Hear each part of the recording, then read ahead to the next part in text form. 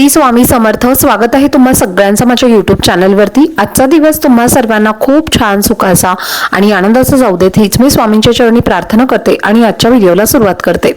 पण त्या अगोदर तुम्ही माझ्या चॅनलवरती जर नवीन असाल तर चॅनलला सबस्क्राइब नक्की करा। त्याचबरोबर कमेंटमध्ये श्री स्वामी समर्थ लिहायला अजिबात विसरू नका।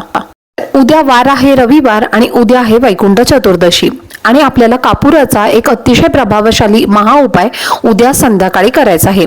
आपल्या घरातील जे काही दोष आहेत, नकारात्मक शक्ती आहे, जी काही निगेटिव्हिटी आहे, वास्तुदोष असतील, पितृदोष असतील, तर हे सर्व जर दूर करायचं असेल तर आपल्याला हा कापराचा प्रभावी उपाय आपल्या घरामध्ये उद्या संध्याकाळी करायचा आहे।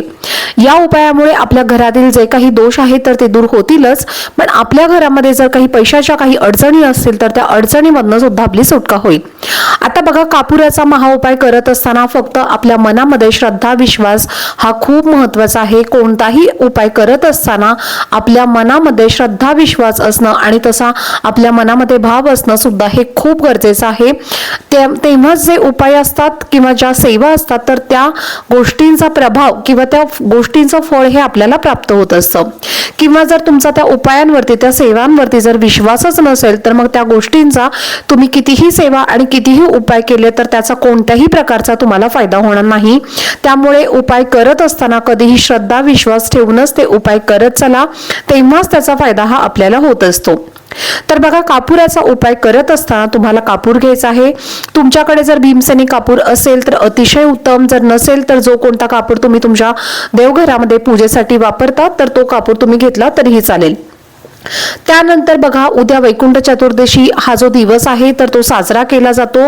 त्याचबरोबर आज रात्री 12 वाजता तुम्हाला एक अतिशय प्रभावशाली उपाय मी तुमच्यासोबत शेअर केलेला आहे।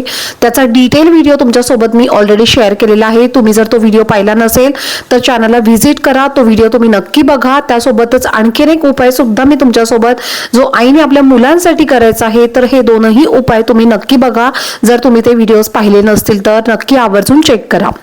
तर बघा, हा जो वैकुंठ चतुर्दशीचा हा दिवस असतो तर तो वर्षातून एकदाच हा दिवस येत असतो आणि हा दिवस आपण साजरा करत असतो ज्यावेळेस भगवान शंकरांकडे चातुर्मासामध्ये हे 4 महिने पृथ्वीचे चालक जे आहेत तर ते भगवान शिवशंकर असतात आणि ह्याच 4 महिन्यामध्ये त्रिपुरारी नावाचा एक राक्षसाचा वध केला जातो आणि त्याच्यामुळेच या दिवसाला त्रिपुरारी दिवस किंवा वैकुंठ चतुर्दशी चा दिवस असा म्हटला जातो। आता वैकुंठ चतुर्दशी नंतर म्हणजेच चतुर्दशीच्या दिवशी हरिहरी मिलन जे असतं तर ते होत असतं। म्हणजे हरी म्हणजेच कोण तर आपले भगवान श्रीहरी विष्णू आणि हर म्हणजे कोण तर भगवान शंकर यांचे जे मिलन आहे तर या दिवशी होत असतं आणि त्यामुळेच या दिवसाला हरिहर मिलन असं सुद्धा म्हटलं जातं। हरिहर मिलनामुळे आपल्या जीवनातील जे काही दोष असतात, त्रास असतात त्यातून आपली सुटका होत असते। तर त्यामुळे भगवान विष्णूंची कृपा सुद्धा आपल्याला प्राप्त करून घेण्यासाठी आपल्याला कापूराचा हा एक उपाय करायचा आहे। कापूरामध्ये अशा काही सकारात्मक गोष्टी असतात आणि या सकारात्मक गोष्टी आपल्या घरामध्ये जेव्हा आपण जाळत असतो त्यावेळेला त्या सर्व ज्या काही आपल्या घरातल्या अडचणी आहेत, विघ्न आहेत, दोष आहेत तर ते संपूर्णपणे त्यामध्ये समाविष्ट होत असतात आणि त्यामुळेच आपल्याला हा उपाय करायचा आहे। आता आपण बघूयात या उपायासाठी काय काय घ्यायचं आहे। तर तुम्हाला सर्वप्रथम सांगितल्याप्रमाणे भीमसेनी कापूर हा घ्यायचा आहे किंवा मग तुम्ही साधा कापूर तुमच्याकडे असेल तर तो घेतला तरीही चालेल। त्यानंतर तुम्हाला एक विड्याचं पान घ्यायचं आहे किंवा मग तुम्ही आंब्याचं पान असेल तरी सुद्धा अतिशय उत्तम। आंब्याचं किंवा विड्याचं पान तुम्हाला एक घ्यायचं आहे आणि हे पान घेतल्यानंतर त्यावरती तुम्हाला कापूर ठेवायचा आहे। कापूर किती ठेवायचा आहे तर 1 ते 2 वड्या तुम्हाला कापराच्या तुम्ही ठेवू शकता। मोठ्या असतील तर एक छोटी वडी ठेवू शकता, छोटा असेल तर 2 वड्या ठेवल्या तरीही चालतील।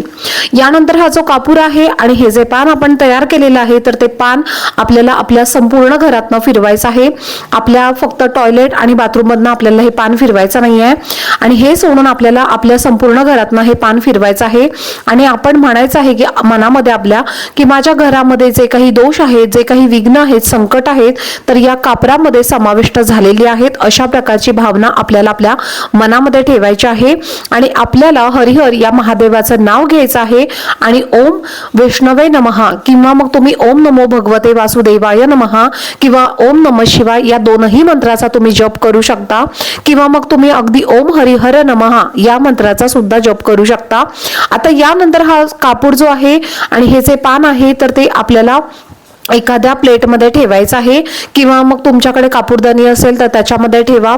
त्यानंतर तुम्हाला त्यामध्ये हे कापूर जो आहे तर तो प्रज्वलित करायचा आहे आणि या प्रज्वलित कापराने आपल्याला आपल्या देवघरामध्ये आरती करायची आहे. तर आरती तुम्ही भगवान विष्णूंची करू शकता, भगवान शंकरांची सुद्धा तुम्ही करू शकता किंवा मग तुम्हाला जी कोणती भगवान विष्णूंची जी कोणती आरती येत असेल किंवा भगवान शंकरांची जी आपण आरती नेहमी म्हणत असतो तर या 2 आरती तुम्हाला करायच्या आहेत. आणि त्यानंतर आरती झाल्यानंतर हे जे पान आहे तर ते तुम्हाला निर्माल्यामध्ये टाकून द्यायचं आहे. तुमच्या आजूबाजूला जर किंवा तुमच्या आजूबाजूला जर झाड असेल तर तुम्हाला तिथे झाडाखाली सुद्धा टाकून देता येईल. तर अशा पद्धतीने तुम्हाला हा उपाय करायचा आहे. तुम्ही हा उपाय उद्या संध्याकाळी करायचा आहे. सकाळी जर तुम्हाला संध्याकाळी वेळ नसेल तर मग तुम्ही सकाळी केला तरीही चालेल, पण फक्त भर दुपारी तुम्हाला हा उपाय करायचा नाहीये. तर अशा पद्धतीने तुम्ही हा उपाय नक्की आवर्जून करा. त्यामुळे तुमच्या जीवनातील जी काही विघ्न, संकटे, दुःख, दारिद्र्य आहे तर त्यातून तुमची सुटका नक्कीच होईल आणि आपल्या घरामध्ये ज्या काही पैशाच्या अडचणी आहेत तर त्या अडचणी सुद्धा पूर्णपणे दूर होतील आणि जी काही आपली कामं अडलेली असतील तर ती कामं सुद्धा पूर्ण होतील आणि आपल्या नशिबाचा भाग्योदय हा झाल्याशिवाय राहणार नाही. आणि उपाय करत असताना तुम्हाला कोणी रोखणार नाही, तुम्हाला कोणी टोकणार नाही किंवा तुम्हाला कोणी काही बोलणार नाही याची सुद्धा आपल्याला काळजी घ्यायची आहे. तर अशा पद्धतीने तुम्ही हा उपाय करा, नक्कीच तुम्हाला याचा फायदा होईल. तर चला, झालेली सेवा ही मी स्वामी महाराजांची चरणी अर्पण करते. आजचा व्हिडिओ जर तुम्हाला आवडला असेल तर व्हिडिओला जास्तीत जास्त लाईक, शेअर आणि चॅनलला सबस्क्राईब नक्की करा. भेटूया पुढच्या व्हिडिओमध्ये. तोपर्यंत सर्वांना श्री स्वामी समर्थ.